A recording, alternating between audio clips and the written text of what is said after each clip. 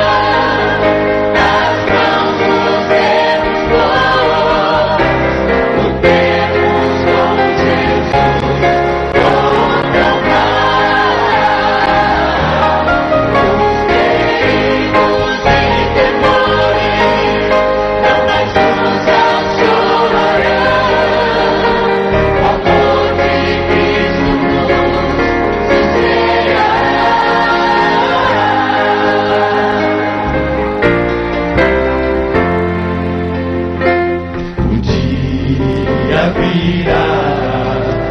Então seremos um, e com potente voz, unidos vamos proclamar que Cristo, se Cristo é Rei, por toda a terra ecoará, e as nações irão Deus reconhecer.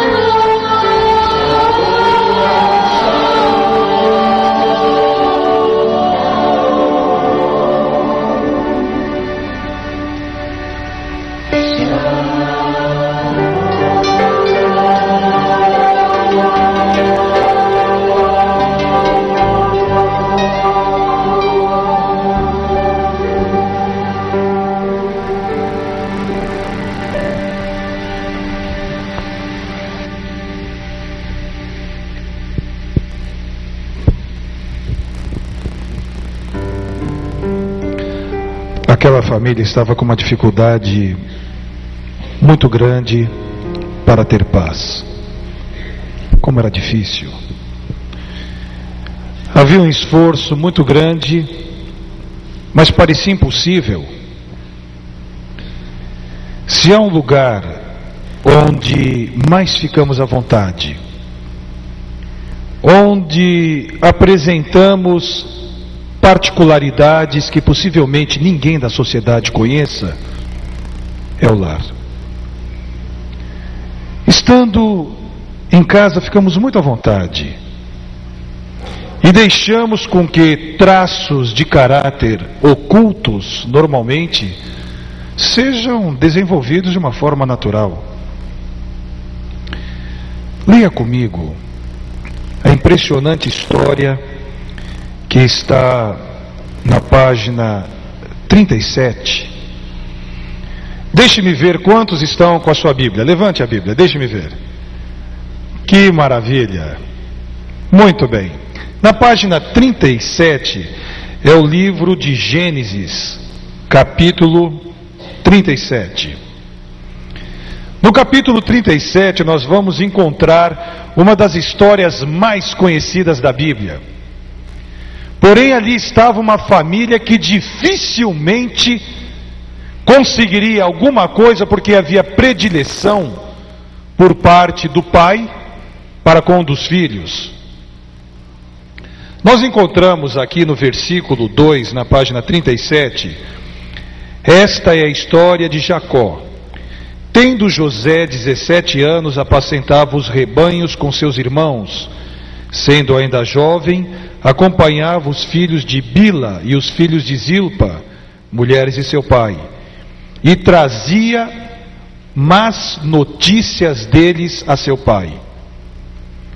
Um garoto de 17 anos, irmãos mais velhos, e há uma tradução que eu aprecio desse texto que diz: e José trazia dos seus irmãos uma má fama para o pai. Eu não sei se você tem uma preocupação com aquilo que pensam a seu respeito. Um dia Jesus fez uma pesquisa, e nessa pesquisa ele perguntou: o que pensam de mim? Se Jesus, como Filho de Deus, possuía essa preocupação, quanto mais nós não deveremos ter? E a fama dos irmãos de José era uma má fama. Eles discutiam muito, eles brigavam muito, falavam muitos palavrões, agrediam-se. E continua que, devido a esta questão, no capítulo 37, versículo 4, vendo os irmãos que o pai o amava mais do que a todos os outros filhos, odiaram-no e já não lhe podiam falar pacificamente. Uma família em pé de guerra. Os irmãos não se davam bem. José trazia uma fama negativa, os irmãos mais velhos o odiavam e não podiam mais falar pacificamente. Eu não sei quantos lares há nesta noite, e mesmo dos amigos que nos estão assistindo via satélite, por todo esse Brasil afora, por outros países da América do Sul, e você que está agora em um desses auditórios, pode estar pensando também na sua família. Como está o meu lar? Conseguimos conviver pacificamente? Conseguimos ter o respeito, palavras, gestos, atos de amor, de bondade? Não viver pacificamente em um ambiente é algo terrível. É impossível. Um casal em Brasília, dizem que é a capital dos divorciados, eles decidiram que não iriam mais viver juntos, mas divorciar, eles iriam empobrecer 25%. E quando o casamento é colocado em percentuais financeiros, é uma tragédia. Um bom apartamento, o divórcio teremos que vender. Então não vamos vender. Vamos lotear aqui o apartamento. Você fica com aquele quarto, eu fico com esse, metade da sala é sua, metade da cozinha é minha.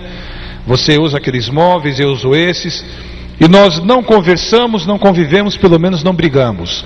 E quando você quiser falar comigo, escreva um bilhetinho. Quando eu quiser falar com você, eu te escrevo um bilhete.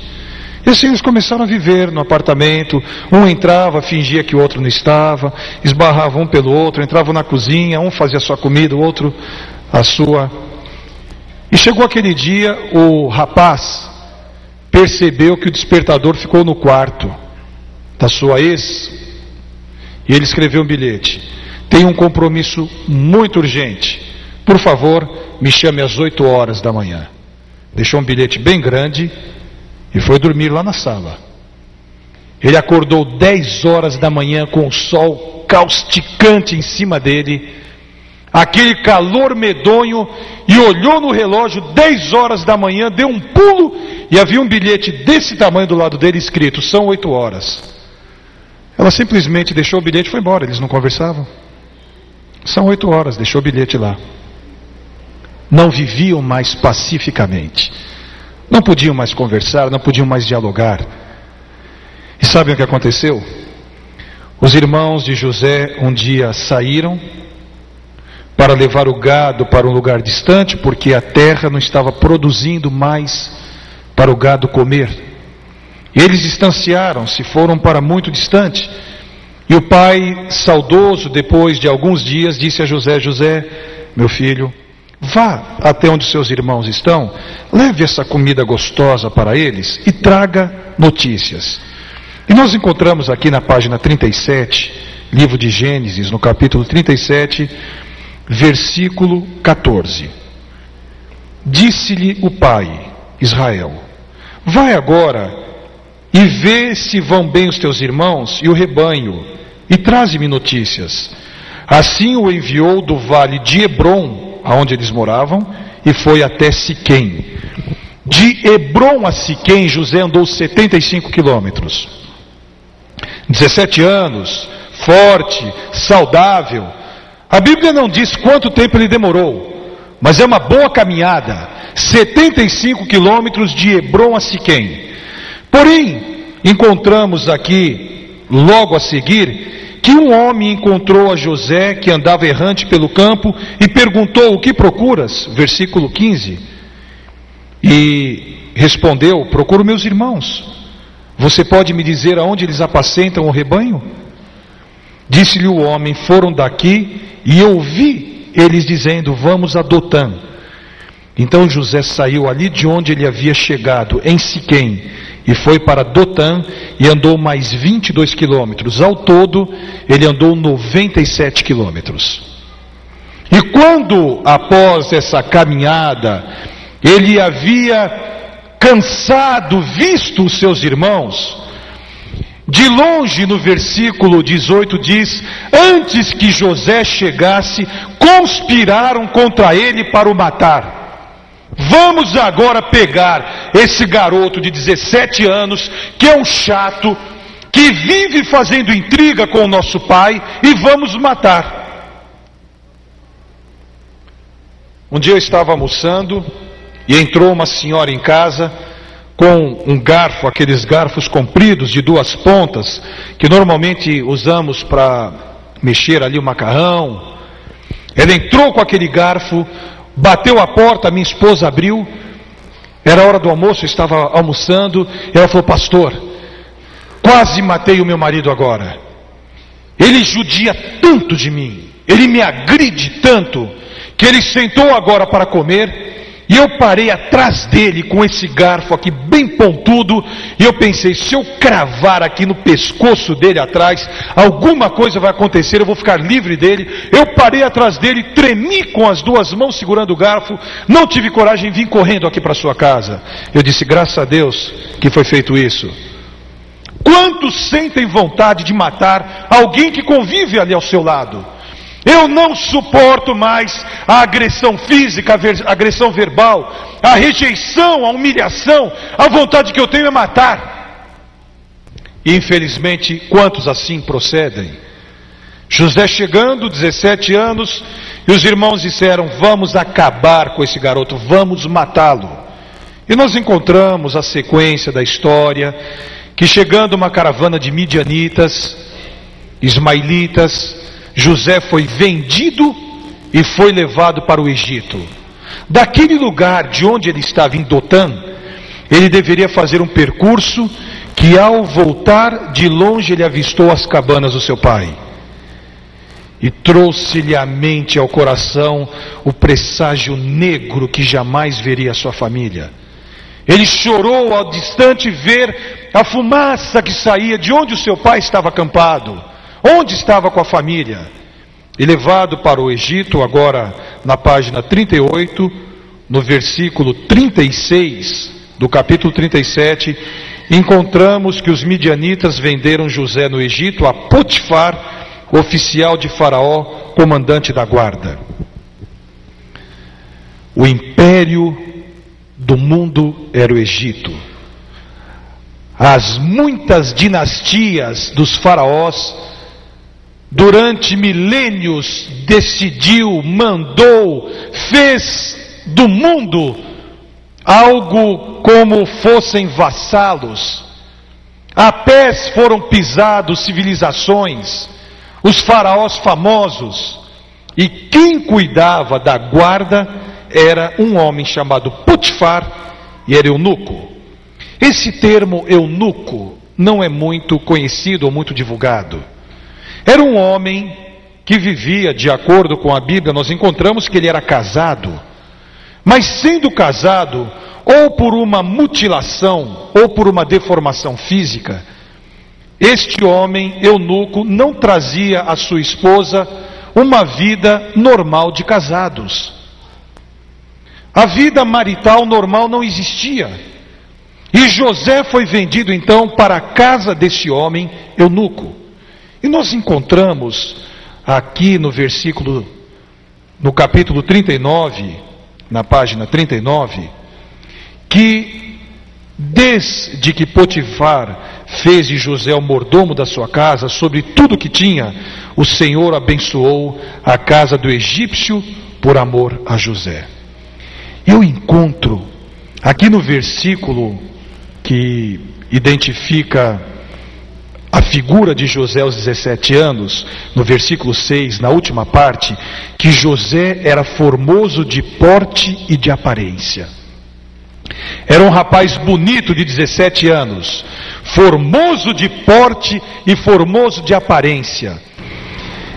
E a esposa de Potifar colocou os olhos em José e disse: que maravilha, que beleza, olhem só quem o meu marido trouxe para casa, meu problema está resolvido. 17 anos, escravo, deve fazer o que eu quiser. Os escravos eram mandados e dominados. O que os seus senhores determinassem deveriam fazer. E sabem o que aconteceu? Exatamente isso que você está pensando. Um dia, José andando pela casa, como um servo inteligente, dirigia bem as coisas.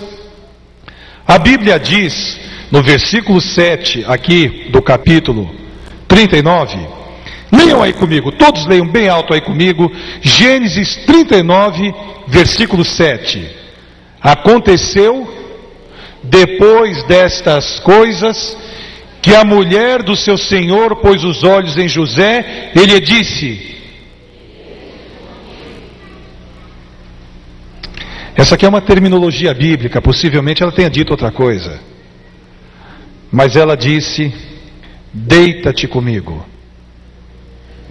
17 anos, garoto novo, numa terra estranha, a dona da casa, uma mulher que fazia parte da elite dos egípcios, uma mulher que fazia parte, quem sabe, da ala dominante, olhou para José e disse: Josézinho do meu coração, deita-te comigo.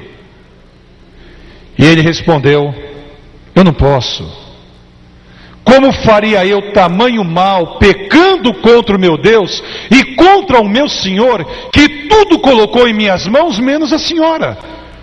eu dirijo a casa, eu dirijo a fazenda, eu dirijo os outros servos. Tudo ele colocou-me em mãos, mas a senhora não. Só que havia uma situação que a Bíblia apresenta claramente, que é o título do assunto desta noite: tentação diária. Vejam aqui no versículo 10. Falando ela a José, quando? Quando ela falava a José? Todos os dias. Tentação diária. Todos os dias a esposa de Potifar chegava a José e dizia: deita-te comigo. 17 anos é o momento onde, de acordo com os estudos feitos, ainda está na adolescência, não entrou praticamente na juventude. Quantos rapazes, quantas moças nesta idade em nossa sociedade aderem a um programa que é uma praga mundial? Ficar é um relacionamento que dura um dia, 2 dias, mas não há comprometimento. E isso tem mostrado em nossa sociedade uma estatística medonha, tremenda, onde no ano passado, no período de um ano, 4,5 milhões de garotas adolescentes no Brasil, de 12 a 19 anos, ficaram grávidas. E metade delas chegaram a um hospital com aborto indutivo. As novelas apregoam esse relacionamento, os romances, os filmes, tudo é válido, tudo pode. Não vá ser promíscuo. Fique apenas com uma pessoa. E quando você não quiser ficar mais com ele, fique com outro. E assim vai caminhando. Assim vão indo os nossos jovens. O Brasil é um dos campeões mundiais de DST, doença sexualmente transmissível. Por quê? Porque nessa idade, onde deve existir a escolha do que é certo, do que é errado, infelizmente muitos pais não conseguem mais direcionar os filhos. A sociedade apresenta claramente a libertinagem. E lendo uma revista semanal da semana passada, foi apresentado que um dos programas de maior índice de audiência no Brasil, porém o que traz maior preocupação aos pais, são as novelas. Eu não quero fazer uma apologia nesta noite quanto a programas e costumes, mas nós estamos criando em nosso meio uma sociedade que não crê no amor. José, com 17 anos, fugiu. A grande maioria talvez não fugiria, mas no final eu vou dizer por que ele fugiu. Antes, porém, eu gostaria de apresentar na página 228, no final da Bíblia, já no Novo Testamento. Vá agora para o final da Bíblia. Na página 228, 2 Timóteo, capítulo 2, versículo 22. Página 228. Lá no final da Bíblia, uma outra paginação, 2 Timóteo capítulo 2, versículo 22. Eu gostaria agora de falar com os jovens que estão aqui nesta noite. Quantos estão com a Bíblia na mão dos jovens? Deixa eu ver, levantem aí os jovens. Muito bem, só os jovens leiam comigo. 2 Timóteo capítulo 2, versículo 22, vamos lá. Foge, outro sim, das paixões de quem? Da mocidade. Aqui, Paulo está jogando duro, né? Paulo que escreveu essa carta para Timóteo, o apóstolo Paulo, está dizendo: Timóteo, foge dos desejos da mocidade. E meus amigos, não há nada na Bíblia que eu não possa falar dentro de uma igreja. Foge das paixões, dos desejos da mocidade. Quais? Será que a Bíblia diz quais são esses que eu devo fugir? Para um dia, quando eu resolver casar, constituir uma família, ter paz? E se porventura, tendo família, essa paz fugiu, como voltar a tê-la? Eu encontrei 2 listas aqui na Bíblia. A primeira delas está na página 208, que é Efésios. Vamos abrir aqui na página 208, voltando só um pouquinho, Efésios capítulo 5, página 208. Efésios capítulo 5, versículo 5, vem apresentando uma pequena lista que o mesmo apóstolo Paulo que escreveu para Timóteo, escreveu para a igreja de Éfeso, uma cidade progressista da Ásia Menor, da província proconsular de Roma, que possuía nessa cidade uma das 7 maravilhas do mundo antigo, o templo da deusa Diana. Quem viesse pelo mar Egeu, quem viesse pela estrada real, veria a muitos quilômetros de distância um prédio de mármore branco polido, lindo, alto, uma das 7 maravilhas do mundo antigo. Lá estava a deusa Diana, deusa da fertilidade. As sacerdotisas de Diana eram mulheres vulgares. Havia um culto sensual, onde verdadeiras orgias aconteciam lá dentro. Para aquela cidade, para os cristãos daquela cidade, Paulo escreveu em Efésios 5:5: sabei, pois isto, nenhum incontinente, ou, numa tradução mais fácil, fornicário. O termo bíblico fornicação é o sexo para solteiros, que é apresentado no relacionamento ficar, com toda a liberdade. Então diz: sabei isto, que nenhum fornicário, nenhum impuro, nenhum avarento, nenhum idólatra tem herança no reino de Cristo e de Deus. Meus amigos, isso aqui é coisa pesada. Esses itens tiram a paz do ser humano, em tentações diárias, tiram a paz. Nenhum desses aqui apresentados terão lugar no reino de Cristo e de Deus. Isso não é religião. Isto é palavra de Deus para todo mundo. Mas quando eu leio na página 180, um pouquinho antes, 1 Coríntios capítulo 6, versículo 10, aí eu tremo. 1 Coríntios capítulo 6, versículos 9 e 10, página 180. Uma outra lista do que devemos fugir, do que a juventude deve fugir, nós adultos deveremos fugir. Não sabeis que os injustos não herdarão o reino de Deus? Não vos enganeis, nem impuros, idólatras, adúlteros, que cortam, que quebram o vínculo sagrado do matrimônio através do adultério, que em nossa Constituição é considerado crime. Mas eu não tenho visto nenhum adúltero ou adúltera ir para a cadeia por este motivo, mas está dentro do nosso código de leis. Mas aqui está dizendo que não devemos nos enganar. Os impuros, idólatras, adúlteros, efeminados ou sodomitas. Esse termo sodomita é uma conotação inequívoca bíblica do homossexualismo. Está na Bíblia. Nem ladrões, nem avarentos, nem bêbados, nem maldizentes, nem roubadores herdarão o reino de Deus. Meus amigos, quando eu leio que esta lista tem tirado a paz de milhões de pessoas, por que continuar no rumo do vício, da impureza mental, da impureza física?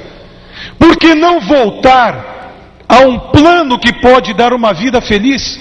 Mas como fazer isto? Sabem, os amigos, qual é o segredo?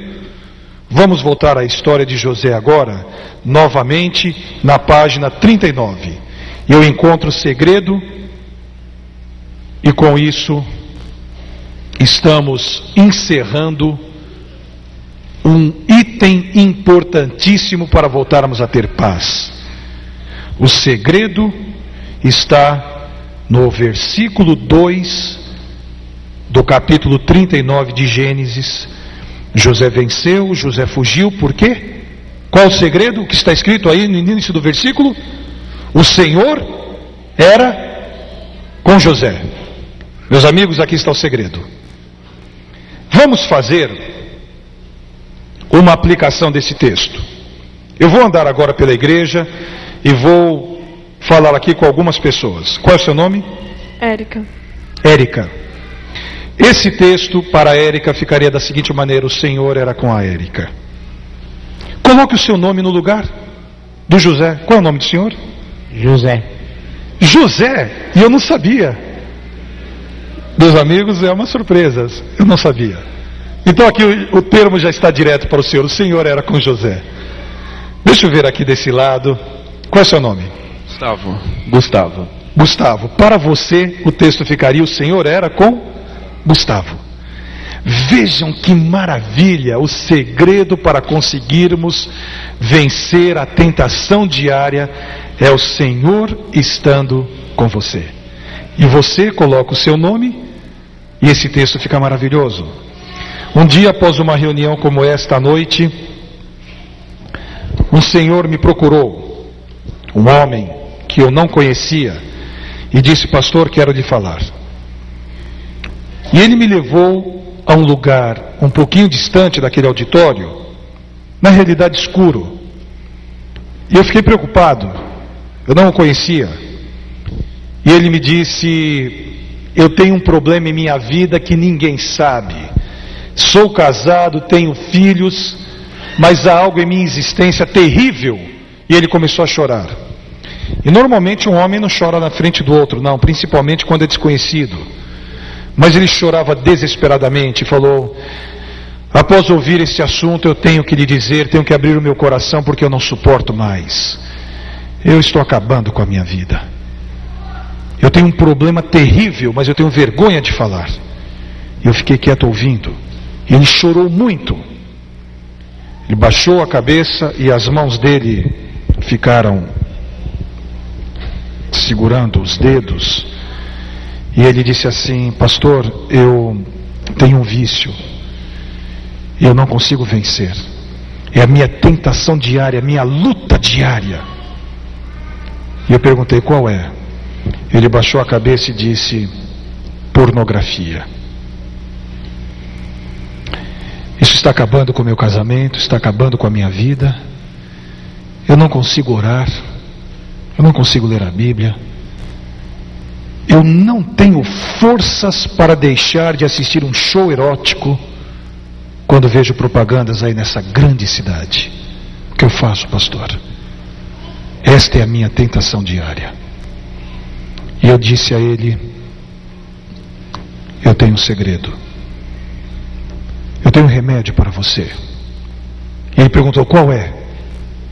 Eu disse: oração. Não existe outro. Guardem bem essa frase que eu vou dizer agora, e que fique marcado para sempre em sua vida. Muita oração, muito poder. Pouca oração, pouco poder. Nenhuma oração, nenhum poder. Não é poder para vencer as situações financeiras. Não é poder para mandar. Não é poder para ter fama, glória. É poder para vencer a tentação diária, que você e eu não temos esse poder, mas através da oração Deus nos dá. E eu disse a ele: vamos orar. E meu amigo, se você quer, você vai conseguir agora, porque para Deus não existe o impossível. E milagres Ele pode realizar na sua vida neste momento, porque o maior milagre não é a ressurreição de um morto, é a transformação de uma vida. Um ébrio, um alcoólatra deixar de ser, um toxicômano deixar de usar as drogas, um adúltero deixar a prática, e assim, este é o maior milagre. Está bem, pastor, vamos orar. Você crê? Creio. Você quer? Quero. Então ore. Ele orou, chorou, e eu supliquei a Deus por ele, e falei: o segredo é o seguinte: Deus deu a nós homens as 2 melhores câmeras que existem no mundo. Nós conseguimos bater milhares de fotos coloridas por dia. Quando você vir um anúncio, uma propaganda, e o seu coração for induzido a te levar, feche os olhos. Ajude-se a programar o que entra no seu coração. Feche os olhos. Não veja. Não procure ler. Não veja as gravuras. No outro dia, ao estar em um seminário como este, ele passou e me entregou uma carta que eu tenho guardada comigo. E naquela carta ele disse: pastor, ontem à noite quando eu cheguei em casa, eu chamei a minha esposa, ela estava dormindo, e nos ajoelhamos e oramos. Eu pedi a Deus que tivesse misericórdia da nossa família, mas não disse a ela o que era. No outro dia, novamente antes de sair eu orei. E eu comecei a andar pela cidade, um executivo, bem arrumado, uma pasta na mão, e quando eu olho lá na frente, eu já vi a propaganda. Pastor, lembrei-me da oração de ontem à noite. No seu conselho, eu fechei os olhos e fui andando por aquela calçada de olhos fechados. Você consegue imaginar um executivo bem vestido, de terno, andando em uma cidade, com os olhos fechados e a pasta na mão? Vamos dizer, é louco. Vai enfiar a testa no poste, vai cair no buraco. Pastor, fechei os olhos. E a hora que eu fechei os olhos e não olhei, eu coloquei no meu coração que eu iria vencer, em minha mente veio como que uma figura de Jesus. E aquilo ficou na minha mente. Quando eu abri os olhos, havia passado. E eu quero lhe dizer hoje, escrevendo aquela carta, que pela primeira vez na minha vida eu consegui, e com a ajuda e o poder de Deus, nunca mais vou entrar em um lugar como aquele. Alguns meses depois encontrei-me com ele. Ele me abraçou e disse: pastor, graças a Deus consegui. A minha tentação diária não existe mais. De José era fugir da mulher de Potifar. Desse homem era fugir da pornografia. E a sua qual é? A minha Deus sabe qual é. Como eu luto para vencer. E como Deus dá força. Como Deus dá poder. Porque, meus amigos, eu não nasci pastor. E o meu título não me salva. Eu devo comportar-me de acordo com o plano que Deus quer para mim e para você igual. Qual é a sua tentação diária? Não diga para ninguém. Mas em seu pensamento agora ore para Deus. Quem sabe você não consegue largar o cigarro. Isso está acabando com a sua saúde. Quem sabe você começou a beber gradativamente e não percebeu que hoje é um alcoólatra. Isso está dando ao seu organismo, quem sabe dentro de pouco tempo, se não agora, uma cirrose hepática, outras doenças. Quem sabe há jovens, rapazes e moças que devido à pressão da turma começaram a puxar um baseado, a cheirar um pouquinho de coca, a usar outros entorpecentes. Quem sabe tem alguém que esteja traindo o cônjuge, não sendo honesto nos negócios. Eu não sei qual é a sua tentação diária, mas Deus sabe. E nesta noite, Ele quer proporcionar que você volte a ter paz. Já imaginaram? Fugir dessa tentação e pelo poder de Deus vencer e poder dormir gostoso agora à noite? O Prisma vai cantar um hino que diz: eu sinto meigas mãos a me tocar. Em um momento como este, estas meigas mãos de Jesus estão tocando a minha vida, o meu corpo, a minha mente. Estão estas mãos guiando pelo caminho que eu devo andar. Como essas mãos são divinas, então eu não vou ter medo. E eu vou com Cristo andando agora ao meu lado, pois Ele estando ao meu lado, seguro eu estou nos braços de Deus. E então tormentas, vícios, problemas, outras coisas não me assustarão, porque seguro, firme, eu estou nos braços de Jesus. Meu amigo, não permita que você saia desta noite sem sentir as mãos de Jesus guiando a sua vida, tirando essa tentação diária que talvez te faça chorar porque você não consegue vencer. E a oportunidade para ser totalmente diferente, feliz e ter paz está à sua disposição, aceitando essas meigas mãos de Jesus a guiar a sua vida.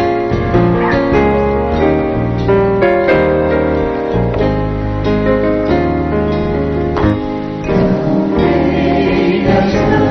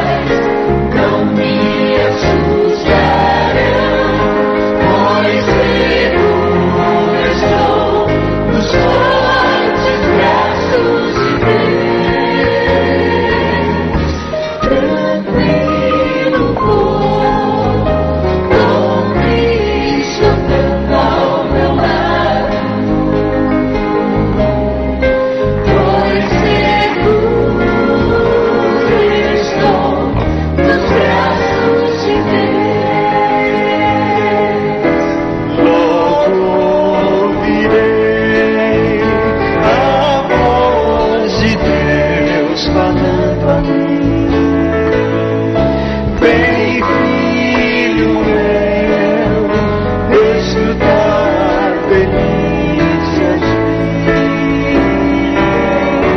minhas, e para sempre eu estarei nos braços teus,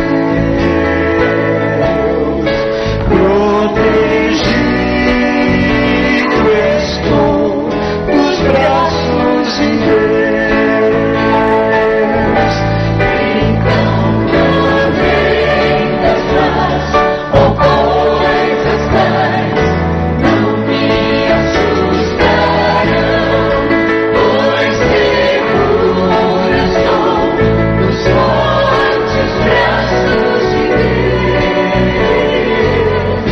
Tranquilo com Cristo andando ao meu lado, pois seguro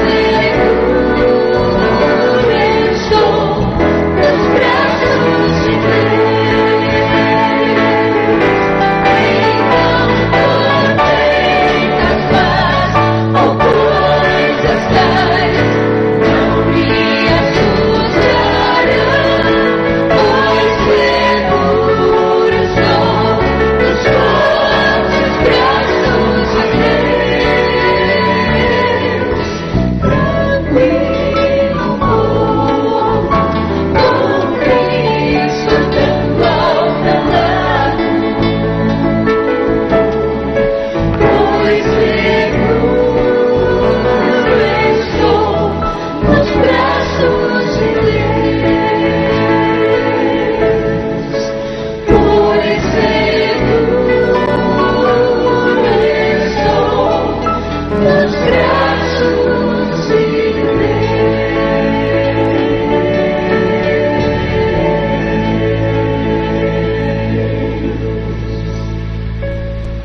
Quem não quer estar seguro nos braços de Deus? Quem não quer chegar hoje à noite em casa e ter um sentimento tão puro, tão bonito, de paz e tranquilidade, paz para viver, sabendo que tormentas, que dores, tristezas, lutas, vícios, problemas ficaram aqui, não nos acompanharão, porque seguros, protegidos estamos nos braços de Deus. Chegou a hora de orarmos. Chegou a hora de pedirmos a Deus que dirija, que oriente a nossa vida, ao irmos agora para casa, ao trabalharmos amanhã, nos planos que temos de retornar amanhã à noite, seguros e protegidos. Mas que tal fazermos um plano com Ele agora? Eu não sei qual é a sua tentação diária, mas todos temos. E se você porventura quer entregar nos braços e nas mãos amorosas de Deus essa sua tentação diária e pedir a Deus forças para vencer e uma vida feliz sem esse peso tremendo em seus ombros, se é esse o seu desejo, e se você quer que Deus te abençoe participando de uma oração especial, tendo Jesus para levar o seu fardo, a sua dor, a sua luta e o seu problema, se você quer assim proceder, levante agora a sua mão. Fique com ela assim. Querido e bom Deus, muito obrigado, porque neste momento nós ouvimos a doce voz de Jesus dizendo: meu filho, eu te amo. Eu tenho visto as tuas lágrimas, eu tenho ouvido o teu pranto. Eu estou disposto a mudar o seu coração. Eu quero que esta tentação diária que você tem não faça mais parte da sua vida, para você ser feliz, para você ter paz. E nós, ó Deus, te agradecemos, porque essa é uma oportunidade maravilhosa de entregarmos o que tem sido mal para a nossa vida, o que tem nos feito chorar. E ao ouvirmos esta voz de Jesus que conosco vai andar durante todos os dias, só podemos dizer: muito obrigado, nós também te amamos. E ao voltarmos agora para casa, nos leve na tua paz, em teu amor, com perdão de nosso pecado, em nome e por amor de Jesus.